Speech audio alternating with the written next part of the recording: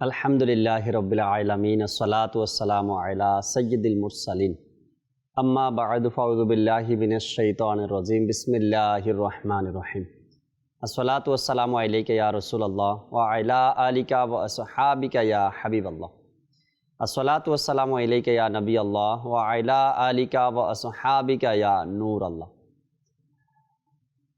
নবী আকরাম সাল্লাল্লাহু তাআলা আলাইহি ওয়াসাল্লামের আলিশান ফরমান, যে ব্যক্তি আমার প্রতি দিনে 1000 বার দুরূদ শরীফ পাঠ করবে সে ততক্ষণ পর্যন্ত মৃত্যুবরণ করবে না যতক্ষণ পর্যন্ত জান্নাতে নিজের ঠিকানা দেখে না নিবে। সাল্লু আলাল হাবিব সাল্লাল্লাহু তাআলা আলা মুহাম্মদ সাল্লাল্লাহু তাআলা আলাইহি ওয়াসাল্লাম। মাদানী চ্যানেলের দর্শক শ্রোতা যে যেখান থেকে আমাদের অনুষ্ঠান দেখছেন, দূরে কিংবা কাছে, সকল দর্শককে জানাই আন্তরিক মোবারকবাদ। প্রতিদিনের মতো আজকেও আমাদের সাথে কারি সাহেব রয়েছেন। তেলাওয়াত শুনবো আমরা, নাত খাই ইসলাম ভাই আছেন, নাতে রসুলে মকবুল কালাম শ্রবণ করব। আর আজকেও একটি নতুন বিষয় আমরা রেখেছি আলোচনা করার জন্য, নেকির দাওয়াত দেওয়ার জন্য, কিছু ভালো কথা আপনাদেরকে শোনানোর জন্য, যাতে করে আমরা মাদানী চ্যানেল থেকে কিছু বিষয় জেনে এর উপরে আমরা আমল করতে পারি, এই নিয়তে। আশা করি সাথেই থাকবেন ইনশাআল্লাহ তাআলা। দর্শক শ্রোতা, আজকে যে বিষয়ে নিয়েছি তাও আপনাদেরকে জানাবো। ভালো ভালো নিয়ত সহকারে আমরা কোরআনে পাকের তেলাওয়াত শ্রবণ করি। এরপরে আজকের বিষয় জানাবো। আপনারা চাইলে বিষয় সম্পর্কে কল এসএমএসও আমাদেরকে করতে পারবেন ইনশাআল্লাহ তাআলা। আসুন তেলাওয়াতে কোরআন শ্রবণ করি। সাল্লু আলাল হাবিব সাল্লাল্লাহু তাআলা আলা মুহাম্মদ সাল্লাল্লাহু তাআলা আলাইহি ওয়াসাল্লাম। আউযু বিল্লাহি মিনাশ শাইতানির রাজীম।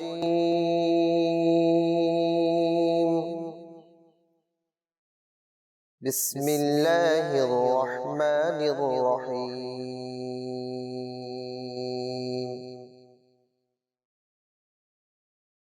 তাবারাকাল্লাযী জা'আলা ফিস সামাই বুরুজাও ওয়া জা'আলা ফীহা সিরাজাও ওয়া কমারাম মুনীরা। وهو الذي جعل الليل والنهار خلفة لمن أراد أن يذكر أو أراد شكورا. وعباد الرحمن الذين يمشون على الأرض هونا وإذا خاطبهم الجاهلون قالوا سلاما. والذين يبيتون لربهم سجدا وقياما.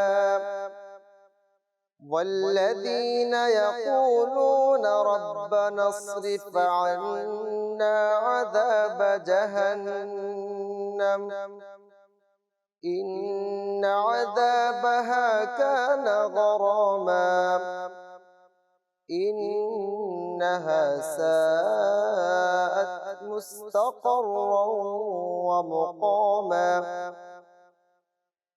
والذين إذا أنفقوا لم يسرفوا ولم يقتروا وكان بين ذلك قواما. والذين لا يدعون مع الله إلها آخر ولا يقتلون النفس التي حرم الله إلا بالحق ولا يزنون ومن يفعل ذلك يلقى أثاما. صدق الله العظيم وصدق رسوله النبي الكريم. صلوا على الحبيب সাল্লাল্লাহু তাআলা আলা মুহাম্মদ সাল্লাল্লাহু তাআলা আলাইহি ওয়াসাল্লাম। মাদানী চ্যানেলের দর্শক শ্রোতা, আমরা কোরআনে পাকের তেলাওয়াত শ্রবণ করলাম। আর মাদানী চ্যানেলের মাধ্যমে প্রতিদিন সকালে উঠে যখন শুরুতেই আমরা কোরআনে পাকের তেলাওয়াত শোনার চেষ্টা করি আলহামদুলিল্লাহ, যাতে করে সকালটাই আমার ইবাদতের মাধ্যমে, সকালটাই আমার আল্লাহ তাআলার জিকিরের মাধ্যমে, তেলাওয়াত শ্রবণ করার মাধ্যমে, কিছু ভালো কথার মাধ্যমে যেন সকাল আমার শুরু হয় আলহামদুলিল্লাহ। আর এর মাধ্যমে অনেক ব্যবসা প্রতিষ্ঠানের মধ্যে, নিজের অফিসের মধ্যে, নিজের ঘরের মধ্যে যখন আপনারা মাদানী চ্যানেল অন করেন, সকালবেলা কোরআনে পাকের তেলাওয়াতও শোনা হয় আর কিছু ভালো কথা, ভালো আলোচনাও আমরা শুনতে পাই মাদানী চ্যানেলের মাধ্যমে। আজকের যে বিষয় আমরা নিয়েছি খুবই শিক্ষণীয় একটি বিষয় রাখছি আজকে, যাতে করে পূর্বের কিছু কথা, সোনালী যুগের কিছু আলোচনাও হয়ে যায়, আর আমাদের বর্তমান সময়ের কিছু উদাহরণের জন্য আমরা শুনতে পাই আজকের আলোচনা থেকে। বিষয় আজকে রেখেছি, কেন এই পরিবর্তন। মানুষের মধ্যে পরিবর্তন হওয়ার কিছু কারণ থাকে। যদি কোনো ব্যক্তি আগে খারাপ পথে থাকে, সে সেখান থেকে তওবা করে যে ভালো পথে আসছে, কিভাবে আসলো, এরও একটা কারণ আছে। এই পরিবর্তন কারণ কি তাও আমরা জানার চেষ্টা করি অনেক সময়। আবার মানুষ যখন ভালো থাকে, নামাজি ছিল বা নামাজ পড়তো, আল্লাহ তাআলার ভয় ছিল, ইশকে রসুল ছিল, সুন্নাতের উপর আমল ছিল, ধোকায় পড়ে সে আস্তে আস্তে করে এই আমল ছেড়ে দিয়ে খারাপের দিকে চলে গেল। এই কারণটা বা কেন তার মধ্যে হলো, এই পরিবর্তনটা কেন তার মধ্যে হলো, এটাও মানুষ জানার চেষ্টা করে। তো এই যে কেন এই পরিবর্তন, আমরা ইনশাআল্লাহ তাআলা ইতিহাসও জানব এবং এই পরিবর্তনের কারণ কি। বর্তমান সময়ে আমাদের যে এক পরিস্থিতি, হোক সেটা ইবাদত, হোক সেটা মুসলমানিত্ব, হোক সেটা ইমানদারের ব্যাপারে, হোক সেটা মসজিদের ব্যাপারে, হোক সেটা মাদ্রাসার ব্যাপারে, হোক সেটা মুসলমানের উপকারের ব্যাপারে, প্রতিটা ক্ষেত্রেই কিন্তু যদি সোনালী যুগের দিকে তাকাই আমরা, ওই সময়কার ইতিহাস আর বর্তমানে আমরা, এর মধ্যে কোনো ওই সময়কার সেই ইতিহাসগুলো এখন আমাদের মধ্যে পাওয়া যায় না, তাদের রীতিনীতিগুলো আমাদের মধ্যে পাওয়া যায় না। তারা তো এক সোনালী যুগের পরিচয় দিয়ে গিয়েছেন, কিন্তু আমরা বর্তমান সময়ে যে কাজগুলো করছি, এত পরিবর্তন কেন? এই পরিবর্তনের কারণ কি? আমি আর আপনি না তো, মুসলমান নিজেই না তো। এই বিষয় নিয়ে আমরা কিছু আলোচনা করব, শুনবো, জানবো ইনশাআল্লাহ তাআলা কেন এই পরিবর্তন। যদি জানতে পারি দর্শক শ্রোতা, কেন এই পরিবর্তন, এর কারণটা কি, হয়তোবা আপনি নিজের থেকে চেষ্টা করবেন, আমিও চাই সেই জমানার সেই মুসলমানের পরিচয় এই জমানায় দিতে। এটা আপনার আমার মধ্যেও ইনশাআল্লাহ তাআলা আগ্রহ চলে আসবে। মোবাইল লিগে দাওয়াত ইসলামী ইমরান ভাই আজ আমাদের সাথে আছেন আলহামদুলিল্লাহ। এরপরে মনোয়ার আত্তারি ভাইও আমাদের সাথে আছেন অনুষ্ঠানে মেহমান হিসাবে। আল্লাহ চাই ইনশাআল্লাহ তাদের থেকে কিছু গুরুত্বপূর্ণ আলোচনা শুনবো।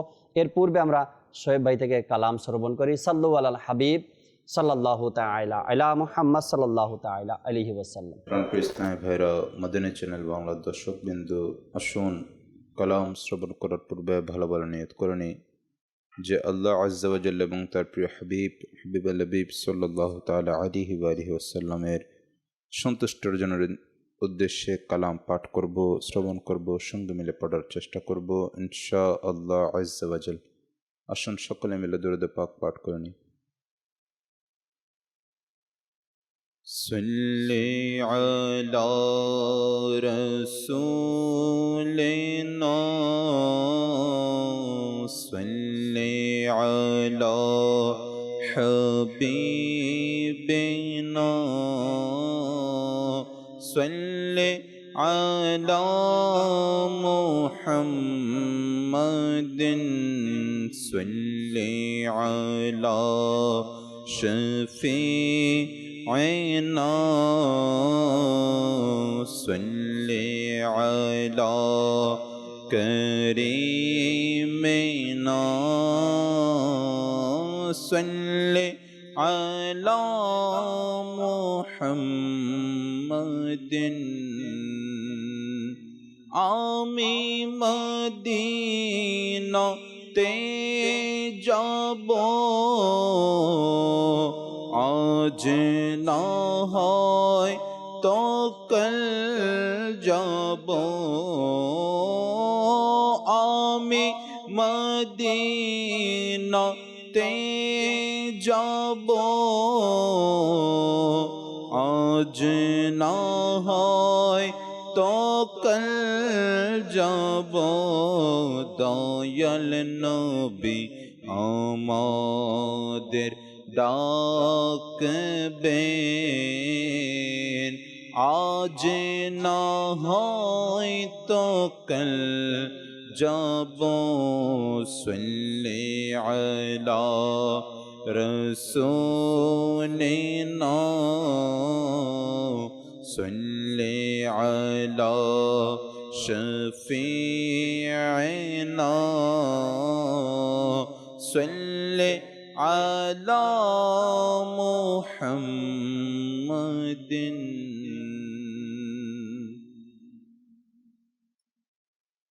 সুন্দর সুন্দর পরব দৃশ্য যে কাবার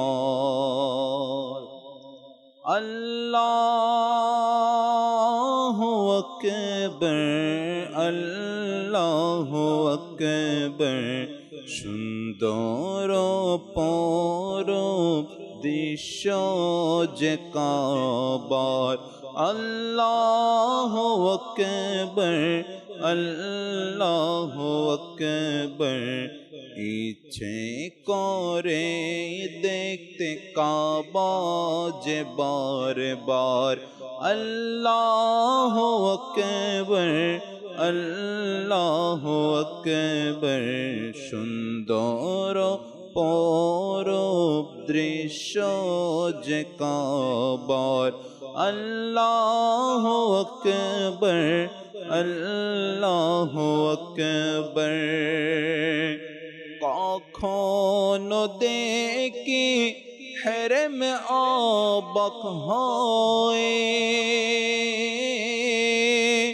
কখনো দেখি হেরেম অবাক হয় কখনো আবার দেখি নিজেকে নিয়ে এলো কোথায় বাঘ যে আমার আল্লাহু আকবার আল্লাহু আকবার সুন্দর পরব দৃশ্য যে কাবার আল্লাহু আকবার আল্লাহু আকবার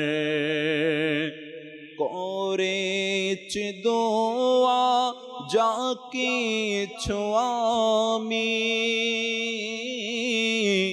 করেছি দোয়া যা কিছু আমি সবই কবুল হবে এই আশা রাখি সবই কবুল হবে এই আশা রাখি মিজাবে যারে রয়েছে শিরে আমার আল্লাহু আকবার আল্লাহু আকবার সুন্দর পরব দৃশ্য যে কাবার আল্লাহু আকবার আল্লাহু আকবার কি অপরূপ তব দয়া হে মাওলা কি অপরূপ তব দয়া হে মাওলা কি অপরূপ তব হেরেম হে মাওলা আশা যাওয়া লিখে দাও ভাগ্যে আমার আশা যাওয়া লিখে দাও ভাগ্যে আমার আল্লাহু আকবার আল্লাহু আকবার আল্লাহু আকবার আল্লাহু আকবার সুন্দর অপরূপ দৃশ্য যে কাবার আল্লাহু আকবার আল্লাহু আকবার কাবার উপর দিয়ে যাই না কবুতর কাবার উপর দিয়ে যাই না কবুতর সবাইকে শিক্ষা দেই যে কবুতর এমন আদবার এমন সৃষ্টাচার আল্লাহু আকবার আল্লাহু আকবার আল্লাহু আকবার আল্লাহু আকবার জান্নাতে হতে তোমায় পাঠিয়েছে খোদা জন্নতে হতে তোমায় পাঠিয়েছে খোদা, চুম্বন করেছে তোমায় হাবিবে খোদা, চুম্বন করেছে তোমায় হাবিবে খোদা। হে সঙ্গে আসবদ ভাগো যে তোমার, হে সঙ্গে আসবদ ভাগো যে তোমার। আল্লাহু আকবার, আল্লাহু আকবার, আল্লাহু আকবার, আল্লাহু আকবার। সুন্দর অপরূপ দৃশ্য যে কাবার, আল্লাহু আকবার, আল্লাহু আকবার। ইচ্ছে করে দেখতে কাবা যে বারবার, আল্লাহু আকবার, আল্লাহু আকবার। সাল্লাল্লাহু তাআলা আলা মুহাম্মদ সাল্লাল্লাহু তাআলা আলাইহি ওয়াসাল্লাম। শোয়েব ভাই থেকে কালাম আমরা শুনছিলাম। বিষয় আমাদের কেন এই পরিবর্তন। শুরুতে আমরা ইমরান ভাইয়ের কাছে আসব। কেন এই পরিবর্তন, পরিবর্তনের কারণটা শুরুতে ইমরান ভাই থেকে আমরা জানি, কিছু মাদানী ফুল দর্শকের উদ্দেশ্যে। বিসমিল্লাহির রহমানির রহিম। কেন এই পরিবর্তন, এর দুইটা দিক হতে পারে। জি, একটা হচ্ছে ভালো পরিবর্তন, একটা হচ্ছে খারাপ পরিবর্তন। রাইট। আজকে যে আমাদের আলোচ্য সাবজেক্ট কেন এই পরিবর্তন, এটা হয়তো শুধু আমাদের আজকে প্রোগ্রামের সাবজেক্ট না, এটা হয়তো অসংখ্য মানুষের মধ্যে কি এই বিষয়গুলা কাজ করে। আর বিশেষ করে তাদেরই সাধারণ যারা পাবলিক যারা রয়েছে, সাধারণ মানুষ, তাদের কাছে প্রশ্ন আসবে না কেন। এটা যারা আহলে ইলম, যারা কোরআন হাদিসের ইলম যাদের মাঝে আছে, 1400 বছর পূর্বের ইতিহাসের কিছু যাদের মাঝে জানা আছে, হয়তো তাদের মধ্যে প্রশ্নটা আসতে পারে কেন এই পরিবর্তন, কেন এই পরিবর্তন। এটা প্রশ্ন একমাত্র তাদেরই থাকবে যাদের মধ্যে ইলম আছে, রাইট। আপনার তাদেরই প্রশ্ন। হয়তো সাধারণ মানুষের মধ্যে এ ধরনের প্রশ্ন আসবে না। পরিবর্তনের পিছনে অবশ্যই অনেক কিছু লুকায়িত আছে। এর পরিবর্তনের কিছু কারণগুলো, যেটা সময়ের পরিবর্তনের সাথে সাথে যে জিনিসগুলো পরিবর্তন হওয়ার কারণ আমাদের পরিবর্তন, ওই বিষয়গুলো ইনশাআল্লাহ আমরা আজকে আলোচনা করব। খুবই সুন্দর বিষয়টা তুলে ধরলেন ইমরান ভাই। মনোয়ার ভাই আমাদের সাথে আছেন, হয়তো বা চুপচাপ শুনতেছেন আর কিছু বলার জন্য ভাবতেছেন, কিছু বলেন দর্শকের উদ্দেশ্যে। আলহামদুলিল্লাহ। কেন এই পরিবর্তন, পরিবর্তনের কারণ অনেক হতে পারে, কিন্তু পরিবর্তনটা দুই ধরনের, যেটা ইমরান ভাই বললো। জি জি। এটা পজিটিভ পরিবর্তন, নেগেটিভ পরিবর্তন। তো পরিবর্তনের পিছনে যে সোনালী যুগ চলে গেছে, আপনি পূর্বে বললেন যে যেই যুগ আমাদের জন্য সর্বসময়ের জন্য আদর্শ, সাহাবাই কেরামদের যুগ, প্রিয় নবী সাল্লাল্লাহু আলাইহি ওয়াসাল্লামের যুগ, সাহাবাই কেরামদের যুগ, তাবেঈদের যুগ, এগুলো আমাদের জন্য কিয়ামতের আগ পর্যন্ত আদর্শে হবে।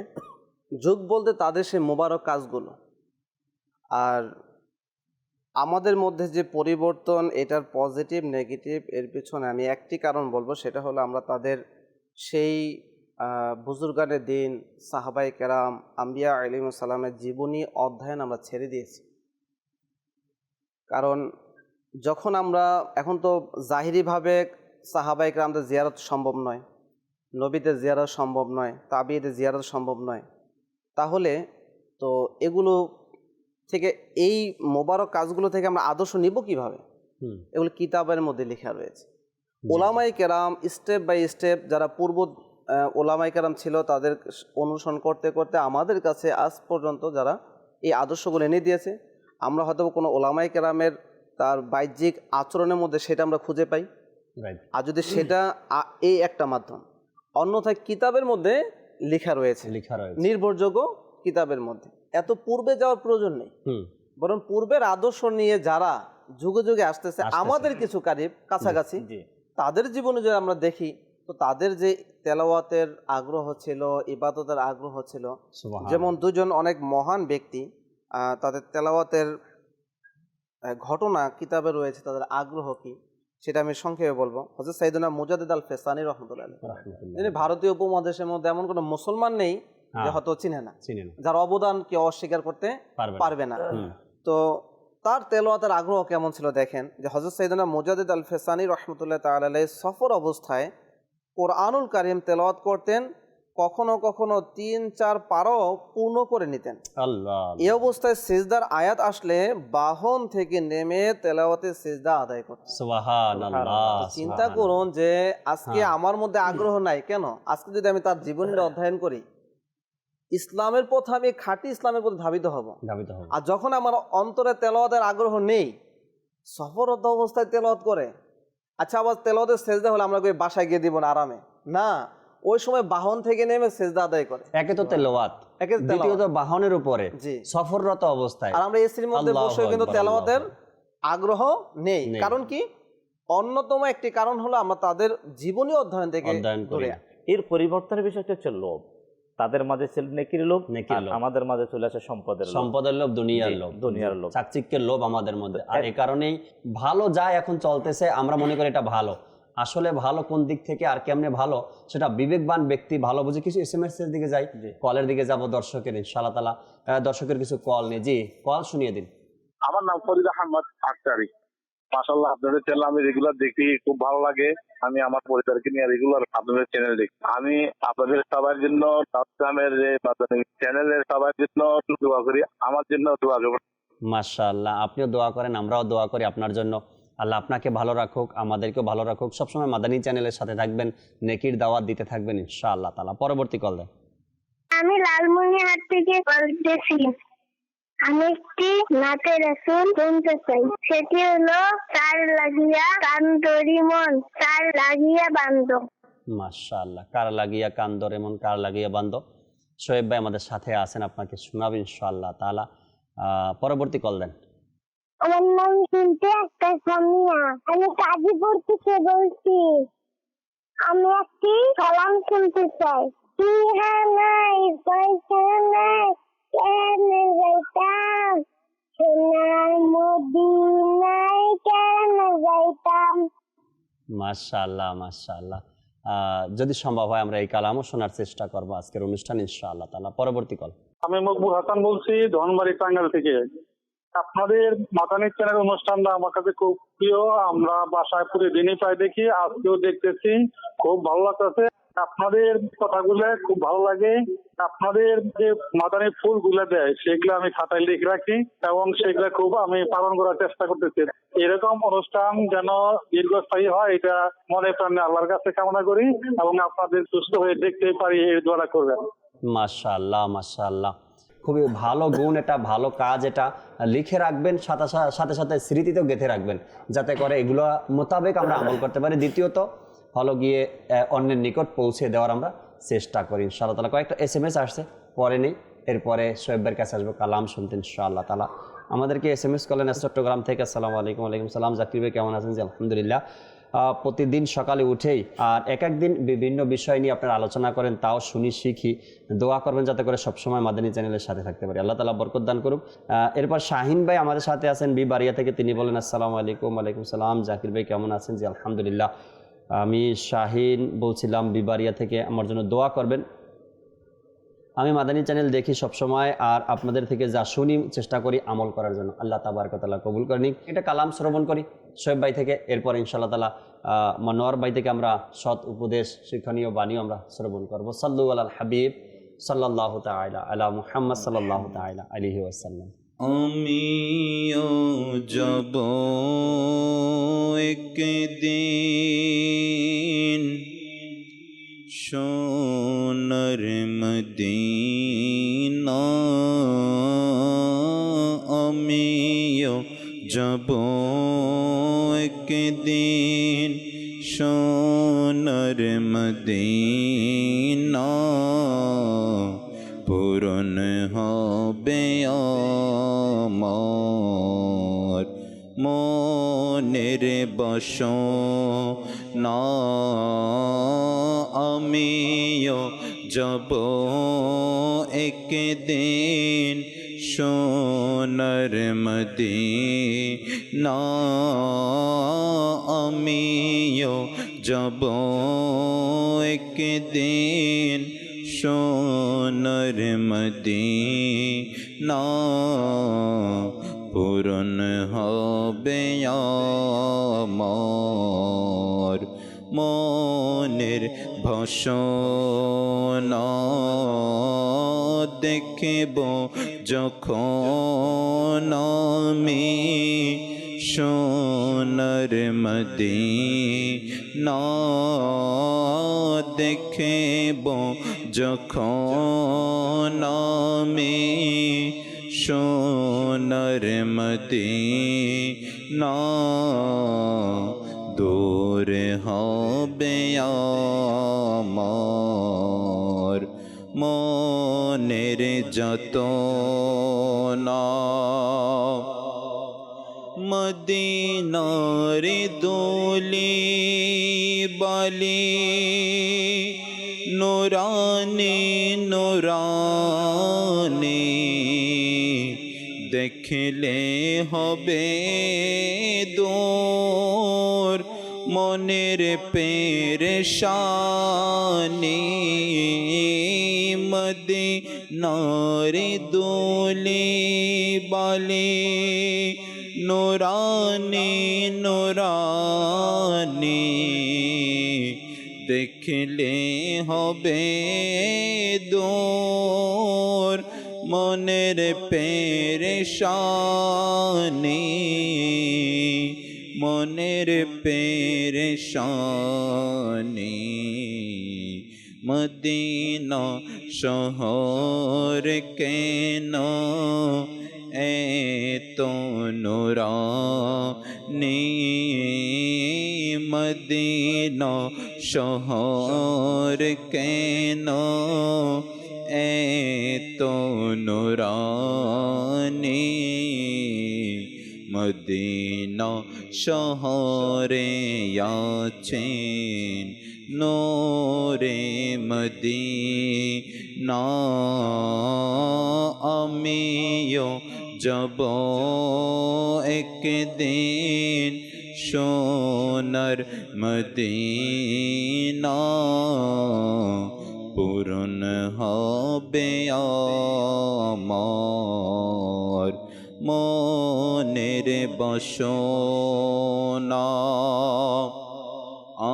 আর টিয়ানায় ফৈশানায় কেন যাইতাম সোনার মদিনা আয় কেনে যাইতাম মনে হাদে যাইবাল্লাই কিন্তু টিয়া ফুইশানায় মনে হার ফাকির মতো মনে হার ফাকির মতো ওড়াল মরতামার টিয়ানায় ফৈশানায় কেনে যাইতাম সোনার মদিনা আই কেনে যাইতাম আই যদি হইতাম ওই আকাশের তারা আয় যদি হইতাম আকাশের তারা শোক ফাগায় সাই তকতম মদিনা মনোয়ারা শোক ফাগায় সাই তকতম শোক ফাগায় সাই তকতম সুকনা ফিরাইতাম আর টিয়ানায় ফৈশানায় কেনে যাইতাম সোনার মদিনা আই কেনে যাইতাম कर लगिया कंदोरे मन कर लगिया बंदो कर लगिया कंदोरे मन कर लगिया বন্ধু কেউ তো তোমার আপন হবে না, না না না। যেজন হবে আপনার সে তো মদিনা, যেজন হবে আপনার সে তো মদিনা।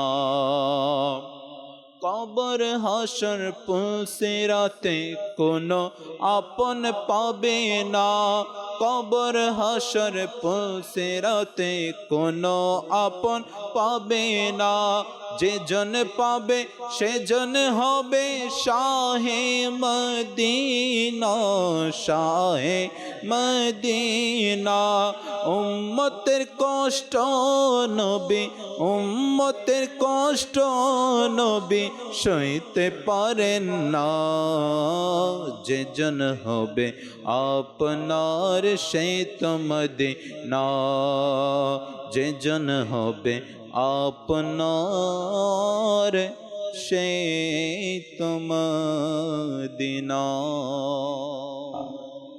দর্শক শ্রোতা, কে আপন হবে শুনতে পারলাম কালামের মধ্যে, অর্থাৎ কবর আর হাসরে যে আমাদেরকে পার করাবেন, তরাবেন, উম্মতের কান্ডারি, শাফাআতের হকদার হুজুর আকরাম সাল্লাল্লাহু আলাইহি সাল্লাম, তিনি একমাত্র আমাদের আপনজন। আল্লাহ তাবারক ওয়া তাআলা এই আয়াতে কারিমার তর্জমা শুনেই আমরা ইমরান ভাইয়ের কাছে আসব উপদেশ শোনার জন্য।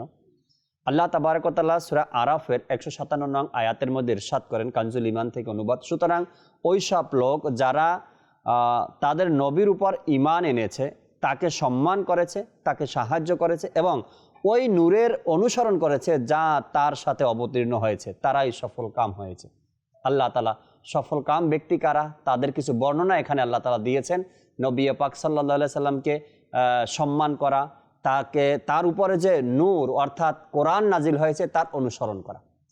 এখন এই যে পরিবর্তনের কারণ, যারা এগুলো করতে পেরেছে, নবী পাক সাল্লাল্লাহু আলাইহি সাল্লামের উপর ঈমান এনেছে, তাকে সম্মান করেছে, তাকে সাহায্য করেছে এবং ওই নূরের অনুসরণ করেছে অর্থাৎ কোরআনের অনুসরণ করেছে, তাদেরকে আমরা স্মরণ করি সোনালী যুগের ব্যক্তি হিসাবে। তাদেরকে আমরা এটাই জানি কি তারাই সোনালী যুগের মানুষ।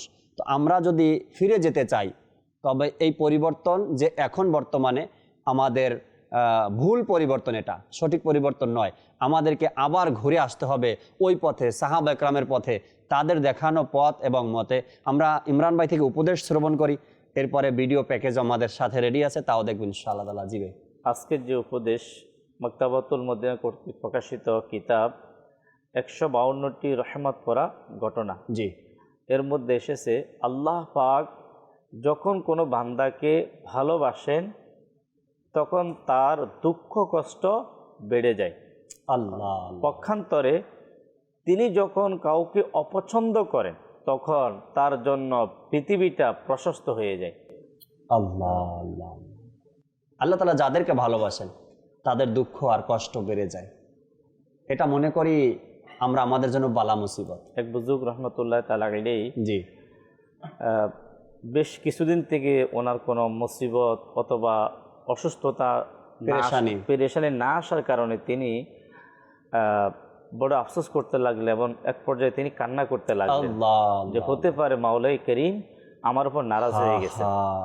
দেখেন এই যে তাদের যে চিন্তা, বর্তমানে যদি ওই মুসিবতগুলা, ওই কষ্টগুলা, ওই অসুস্থতা যদি আমাদের মাঝে আসে তখন এটাকে আমরা বিপদ হিসাবে নিচ্ছি, কিন্তু তাদের জন্য ওই কষ্ট মুসিবত না আসাটাকে তারা বিপদ মনে করলেন। কেন?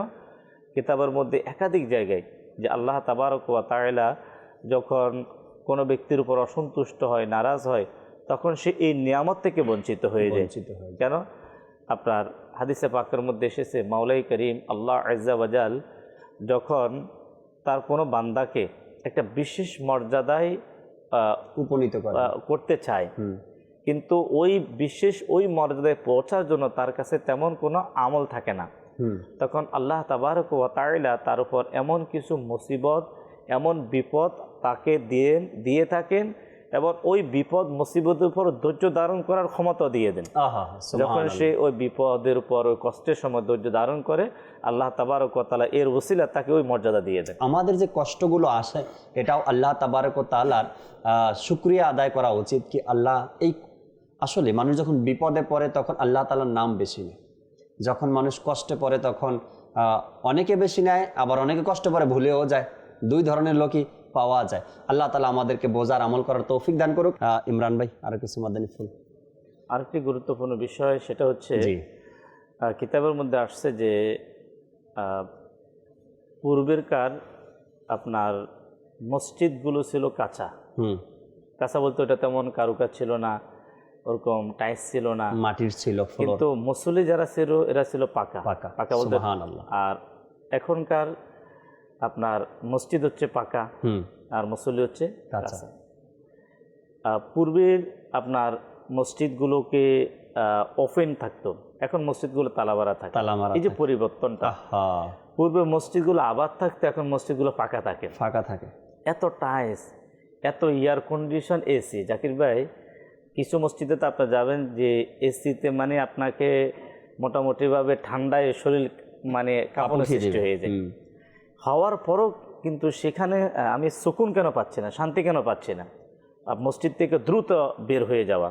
কিন্তু পূর্বে যদি আমরা ইতিহাস নিয়ে আসি, শেখ তরিকত আমির আহলুস সুন্নাত দামাত বারাকাতুহুম আলাইহি নেকি দাওয়াতের মধ্যে তিনি এই বিষয়টা নিয়ে আসছেন যে মসজিদে আপনার মুসলমানদের ইবাদতের এমন ভিড় ছিল, তাদের মসজিদে দীর্ঘ টাইম থাকার কারণে মসজিদের বাহিরে কিছু মানুষ, ছোট বাচ্চারা আপনার পানি, খাবার দাবার বিক্রি করতে হতো, যাতে করে যেহেতু তারা মসজিদে থাকতেছে দীর্ঘক্ষণ নামাজে, কোরআন তেলাওয়াতে, যাতে মসজিদের বারিন্দা থেকে অর্থাৎ দরজায় তারা কিছু খাবারও কি নিতে পারে, অর্থাৎ তারা থাকতেন বেশিরভাগ। এখানে যে কয়েকটা বিষয়, যে দীর্ঘ টাইম মসজিদে থাকা, আপনার এখন মসজিদে না এসি ছিল, মসজিদ না কোনো অত সৌন্দর্যমণ্ডিত ছিল, হয়তো দেখবেন মাটি ছিল, হয়তো নর্মাল পজিশনে ছিল, কিন্তু এত মসজিদের ডেকোরেশন না থাকার পরও, মসজিদের চাকচিক্যতা না থাকার পরও আপনার মুসলমানদের ইবাদতের চাকচিক্যতা, আর বর্তমানে মসজিদ ডিজাইন হওয়ার পরও, এসি হওয়ার পরও মুসলমানদের ইবাদতের আগ্রহ কমে যাওয়া, মসজিদে না থাকা, মসজিদ পাকা থাকা, এই যে পরিবর্তন, এই যে পরিবর্তনটা আমরা যদি লক্ষ্য করি, এর অনেকগুলো কারণ। আমি আসলে হয়তো অনেকগুলো বিষয় আজকে নিয়ে আসছি আলোচনার একটি আসলে, কিন্তু সময় মনে সম্ভব না। প্রথম নাম্বার আমরা যদি দেখি, পূর্বেকার মুসলমানদের ইবাদতের আগ্রহ সৃষ্টি, ইবাদতের মধ্যে তৃপ্তির যে বিষয়টা, তারা এটার সাথে সম্পর্ক রেখেছেন হালাল রুজি। তারা জানতেন ইবাদত কবুল হওয়ার পূর্ব শর্ত, ইবাদতের রুহানিয়ত হলো হালাল রুজির সাথে সম্পর্ক। তাই এই বিষয়টাকে বিবেচনা করে তারা কোথাও যদি মানুষের কোনো সম্পদ পতিত থাকতো, সেটাকে উঠিয়ে তারা ওই ব্যক্তির কাছে পৌঁছানোর চেষ্টা করতেন। এটা ছিল তাদের চিন্তা চেতনা। এখন বর্তমানে যদি কোনো জিনিস পড়া তো দূর কথা, মানুষের জিনিসকে আত্মসাৎ করার জন্য আমাদের ব্যস্ততা, মানুষের সম্পদ নষ্ট করার জন্য আমাদের ব্যস্ততা, হারাম খাওয়ার জন্য আমাদের ব্যস্ততা, সুদের খাওয়ার জন্য আমাদের ব্যস্ততা, ঘুষ খাওয়ার জন্য আমাদের ব্যস্ততা। এখানে আমি দেখি, যেমন এক বুজুর্গ রহমতুল্লাহ, হযরত সাইয়েদনা ইব্রাহিম বিন আদহাম রহমতুল্লাহ তাআলা আলাইহি, উনি কোনো একজন ব্যক্তির ব্যাপারে তিনি জানতে পেলেন যে এই লোকটা প্রচুর ইবাদত করেন। তিনি যখন ঘটনা স্বচ্ছকে দেখার জন্য তার বাড়িতে উপস্থিত হলেন, দেখলেন তার মানুষ থেকে যা শোনেন তার ইবাদতের পরিধি আরও বেশি। উনি তার বাড়িতে গেলেন, দেখার পরে মেহমান হিসাবে গেলেন, তাকে বিভিন্ন প্রকারের খাবার দাবার টেবিলের মধ্যে একাধিক খাবার যখন আনা হলো, ইব্রাহিম বিন আদহাম রহমতুল্লাহ তাআলা আলাইহি সন্দেহ সৃষ্টি হলো। তিনি ওখান থেকে তেমন খাবার আহার করেন নাই। এরপরে ইব্রাহিম বিন আদহাম রহমতুল্লাহ তাআলা আলাইহি ওই ব্যক্তিকে বলল যে আপনাকে আমার বাড়িতে দাওয়াত। তিনি দাওয়াত দিলেন, দাওয়াত পেশ করলেন, সেই কিছু আহার করলেন, সেখানে ইবাদতও করলেন, কিন্তু তার মধ্যে হঠাৎ একটা পরিবর্তন সৃষ্টি হলো। সে ইব্রাহিম বিন আদহাম রহমতুল্লাহ তাআলা আলাইহিকে বলল, হুজুর, আমার মধ্যে আমি পূর্ব ইবাদত করেছি, এখনও আপনার এখানেও আমার ইবাদত, কিন্তু আমার মধ্যে যে আমার ভিতরের যে ইবাদতের যেটা রুহানিয়ত, আমার যে একটা পরিবর্তন যে আমার অনুভব হচ্ছে, এর কারণ কি? তিনি বলেন এর কারণ হচ্ছে হালাল রুজি। সুবহানাল্লাহ।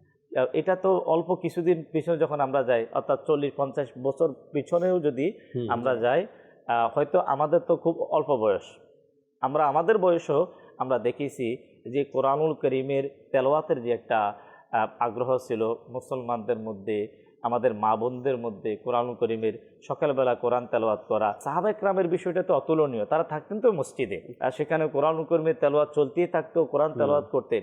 কিন্তু এই যে বর্তমানে যে পরিবর্তন হওয়ার পিছনে যে জিনিসটা, সেটা হচ্ছে আমরা ইবাদত, আমি ইফতারি খাবো, আমি সেহরি করব, আমি ইবাদত করব, এর একটা রুহানিয়ত যতক্ষণ পর্যন্ত অন্তরের পরিবর্তন ততক্ষণ পর্যন্ত হবে না, যতক্ষণ না আমি আমার যে খাদ্য, আমার যে খাবার, যেটার দিয়ে আমি তেলাওয়াতে কোরআনের মজা পাবো, তো ওই জিনিসটা যেটা আমার হালাল রুজি, ওটাকে আমাকে দেখা দরকার যে আমার রুজি আমি যেটা খাচ্ছি সেটা কতটুকু হালাল। রাইট। ইবাদত কবুলের, ইবাদতের স্বাদ পাওয়ার জন্য, আর এই সকল বিষয়ের পূর্ব শর্তই বলা হয়েছে হালাল উপার্জন, হালাল খাবার খেতে হবে। আর আগেরকার বুজুর্গানের দিন যারা ছিলেন তারা তো দরকার হয় 2 দিন 4 দিন 5 দিন না খেয়ে থাকতেন, তারপরেও তারা হালালটার প্রতি তাদের আকর্ষণ বেশি ছিল। কিন্তু ভালো খাবার সামনে চলে আসলো আর সেটা যদি হারাম হয় তারপরও তারা সেটা গ্রহণ করতেন। অনেক আউলিয়া ইকরামের জীবনী থেকে ইব্রাহিম বিন আদহামের যে কথা বলেন, তার তো খুব সুপরিচিত ঘটনা কি, যেখানেই যেতেন সে নিজের ব্যাগে করে খাবার নিয়ে যেতেন, রুটি নিয়ে যেতেন, যেখানে যেতেন দাওয়াত, আলিশান দাওয়াত, তারপরে সে নিজের রুটি বের করে সে দাওয়াতে গিয়ে নিজেরটাই খেতেন, অপরেরটা সে খেতেন না। এই কারণে সন্দেহযুক্ত বা হতে পারে এর মধ্যে কোনো ভেজাল আছে বা হারাম থাকতে পারে, এই কারণে আল্লাহওয়ালা ব্যক্তিরা, পূর্বের মুসলমানরা হারাম থেকে বেঁচে থাকতেন, আর তাদের অন্তরের মধ্যে ইবাদতের এক রুহানিয়াত চলে আসতো, ইবাদতের প্রতি স্বাদ তাদের চলে আসতো। আজকে জাকির ভাই বলে যে দোয়া কবুল হয় না। আচ্ছা ঠিক আছে, আমার দোয়া কবুল হয় না, হুজুর দিয়ে দোয়া করাই, বলে হুজুরের দোয়া কবুল হয় না, মানে আমার পক্ষে। কারণ কি? এখন দেখেন আল্লাহ তাআলা রহমতের বৃষ্টি তো আকাশ থেকে নাজিল করে, কারণ আপনি যদি ঢাকনাটার মধ্যে পর্দা দিয়ে রাখেন, মাথার উপরে যদি ছাতা ধরে রাখেন, বন্ধ রাখেন, তখন বৃষ্টি কিভাবে পাবেন? ওটাটা আপনার শরীরে আর পড়লো না। তো দোয়া কবুলের পূর্ব শর্তই হালাল রুজি, হালাল রুজি। তা আপনার মধ্যে হালালের কোনো বিন্দু পরিমাণ নাই, তখন আপনার জন্য যে বাধা, এই বাধা তো আপনাকে অপসারণ করতে হবে, সরাতে হবে। এই জন্য ইবাদত কবুলের জন্য, দোয়া কবুলের জন্য হালাল রুজি অবশ্যই দরকার। আমি নিজে বললে হবে না যে আমি হালাল খাই। ইসলাম কি বলে হালালের বিষয়ে, আমার ইনকাম সোর্স, টোটাল বিষয়টাকে ইসলামের শরীয়তের ধাঁচে যদি আমরা সাজাই বা প্রশ্ন করে জেনে নেই, তখন বুঝতে পারবো যে আমি হালাল খাচ্ছি না হারাম খাচ্ছি। এই একটা বিষয়। দ্বিতীয়ত আমাদের মধ্যে একটা পরিবর্তন, যে পূর্বের জামানার মধ্যে বুজুর্গানের দিন ইবাদত রিয়াজত এত করতেন, করার পর বলতেন যে আল্লাহ আমি কিছুই করি নাই, আমি কিছুই করি না, আমার কোনো ইবাদত নাই, আমার কি, আমি কিভাবে মুখ দেখাবো হাসরে, হ্যাঁ, কবরে ইত্যাদির মধ্যে। গৌস পাক রাদিয়াল্লাহু তাআলা আনহুর ঘটনা, যে কাবা ঘরের গিলাফ ধরে তিনি কান্নারত ছিলেন, কান্নাকাটি করতেছিলেন। তো মানুষ দেখলো যে কাবা ঘর ধরে এভাবে কান্নাকাটি করছে এবং বলতেছে আমল যদি খারাপ হয় হাসরের মধ্যে আল্লাহ তুমি চোখকে অন্ধ করে উঠে, আমি কিভাবে নবীদের সামনে, সাহাবায়ে কেরামদের সামনে আমি আমার আমলের কথা বলবো। অথচ গৌস পাকের অবস্থা কি কেমন ছিল, যে জঙ্গলের মধ্যে কত বছর রিয়াজত করেছেন, ইলমি দিনের জন্য নিজের জন্মস্থান ত্যাগ করে তিনি চলে গেছেন, কত রাত তিনি, যিনি জন্মগতভাবে ওলি ছিলেন, সুবহানাল্লাহ, নফসের যখনই কোনো ধরনের কুমন্ত্রণ আসে সেখানে এক পায়ে দাঁড়িয়ে কোরআন খতম করেন। সেই গৌস পাক বলছেন যে হে আল্লাহ, আমাকে মাফ করে দাও, আমার আমল যদি অপছন্দনীয় হয় হাসরের মধ্যে অন্ধ করে উঠিও।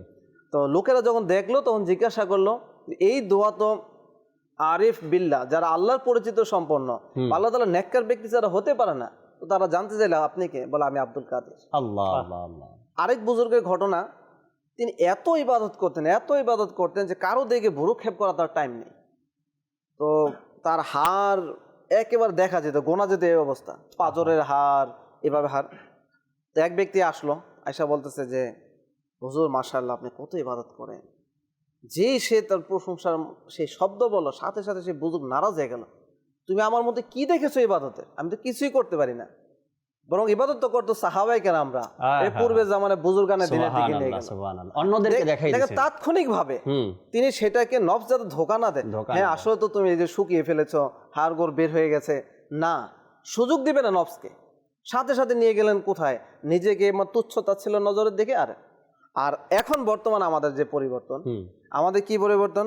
আমরা যদি একটা কোন রকম বুখারী শরীফে বাংলা হাদিস পড়ে নেই, এই বুখারী শরীফে এটা আছে, আচ্ছা যদি একটা আমল করে ফেলি, তো এই যে ভাই বলে দান করলাম, এই তো ওই মসজিদে দিছি, এই মসজিদে আমার আব্বা দিত, আমি এখন দেই, যে বাস আল্লাহ তাআলা তৌফিক। আচ্ছা, তা এই যে দেখা যায় যে আমরা কিছু আমল করি, করার পরে তারপরে এটাকে এভাবে ঢঙ্কা পিটিয়ে বরবাদ করে দেই, অথচ আমরা নিজেকে নেককার মনে করি, আমরা ইবাদত অনেক করেছি মনে করি, অথচ এই বিষয়ে আল্লাহ পাক কোরআনুল কারীমের মধ্যে কি বলেছেন? 16 পারার মধ্যে সূরা কাহাব 104 নং আয়াতের মধ্যে আল্লাহ পাক ইরশাদ করেন, কানজুল ঈমান থেকে অনুবাদ, এবং তারা এ ধারণায় রয়েছে যে তারা সৎ কাজ করেছে। এর ব্যাখ্যার মধ্যে হাকিমুল উম্মদ মুফতি আহমদ ইয়ার খান নঈমী রাহমাতুল্লাহ বলেন যে এই আয়াতে কারিমা থেকে বোঝা গেল পাপিষ্ট লোকের চেয়ে হতভাগা ওই নেককার ব্যক্তি, যে কষ্ট সহ্য করে নেকির কাজ করে কিন্তু সে নেকি তার কোনো কাজে আসে না, সে ধোকায় রয়েছে যে আমি নেককার লোক, আল্লাহ তাআলার পানা।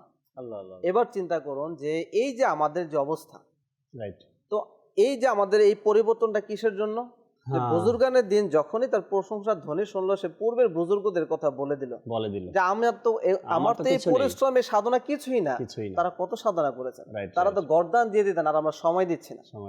তো এই যে পরিবর্তন, এই জন্য কি করি এখন? আমরা করি ইবাদত না করতে পেরেও যতটুকু হয় তাও না বলতে পারলে মানুষকে আর বরবাদ করে দেয়। আমির আহলে সুন্নাত দামাত বারাকাত মালিয়া বলেন যে পূর্বেকার বুজুর্গানি দিনে তাদের ছিল যে আমলকারে দরিয়ামে ঢালে, মানে দরিয়ামে ঢালে অর্থাৎ কেউ যাতে করে আমার আমল সম্পর্কে না জানে, গোপন থাকে। আর এখন হচ্ছে আমলকারে ফেসবুক মে ঢালে, সোশ্যাল মিডিয়া মে ঢালে।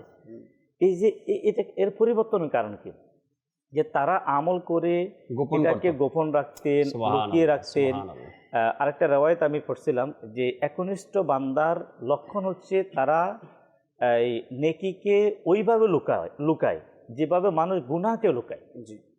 এই যে বিষয়টা, যে বুজুর্গানের দিন তারা তাদের নেকিকে তারা লুকিয়ে রাখতেন, তাদের বুজুর্গি যাতে প্রকাশ না হয়।